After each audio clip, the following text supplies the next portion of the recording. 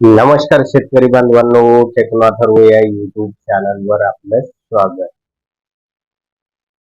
शेतकरी कर्जमाफीच्या पैशासाठी सरकारचा नवा जी-आर आलेला आहे. आता नेमके पैसे कधी जमा होणार, तर या संदर्भातील महत्वाची बातमी आणि जी-आर आपण बघणार आहोत. तर नमस्कार शेतकरी बांधवांनो, राज्यातील लाखो शेतकऱ्यांसाठी आताच एक अत्यंत महत्वाची आणि अधिकृत अशी अपडेट आलेली आहे.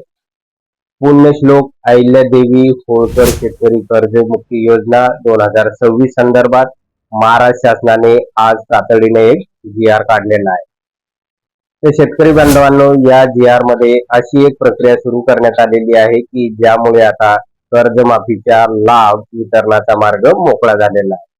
मग हा जी-आर नेमका काय आहे आणि याचा शेतकऱ्यांना काय फायदा होणार आणि सर्वात महत्वाचा प्रश्न, कर्जमाफीचे पैसे आता कधी जमा होणार, तर याची संपूर्ण माहिती आपण या व्हिडिओमध्ये बघणार आहोत. त्यामुळे हा व्हिडिओ अतिशय महत्वाचा आहे, व्हिडिओ पूर्ण बघा.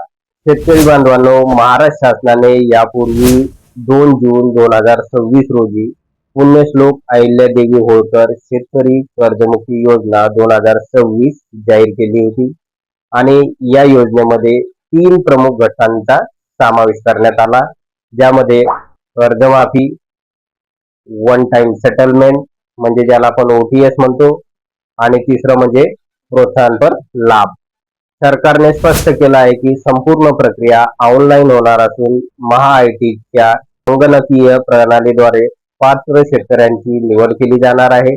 आधार क्रमांकाच्या आधारे पडताळणी होईल आणि पात्र लाभार्थ्यांना DBT पद्धतीने लाभ दिला जाईल.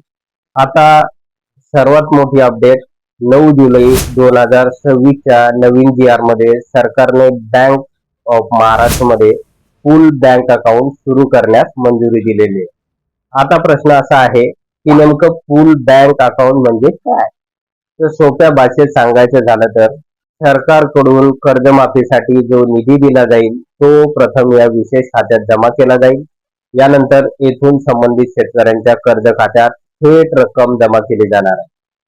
यामुळे निधीचे व्यवस्थापन अधिक पारदर्शक होणार आहे. आता शेतकरी बांधवांनो, या जी-आर मध्ये सरकारने काही महत्वाच्या अटी देखील घातलेल्या आहे. लाभाची जी काही रक्कम आहे रुपये 2 लाख थेट कर्ज खात्यात जमा केली जाईल. पूल अकाउंट मध्ये पैसे 24 तासापेक्षा जास्त काळ ठेवता येणार नाही. या खात्याचा इतर कोणत्याही कामासाठी वापर करता येणार नाही. प्रत्येक व्यवहाराचा लेखाजोखा ठेवणे बंधनकारक असेल. मासिक ऑडिट आणि ताळमेळ केला जाईल. निधी दीर्घकाळ पडून राहणार नाही याची सुद्धा काळजी घेतली जाईल. योजना पूर्ण झाल्यानंतर हे खाते बंद केले जाईल. यावरून सरकार निधी वितरणामध्ये पारदर्शकता आणि वेग आणण्याचा प्रयत्न करत असल्याचं दिसून येत आहे. आता शेतकरी बांधवांना सर्वात महत्वाचा प्रश्न की पैसे कधी जमा होणार.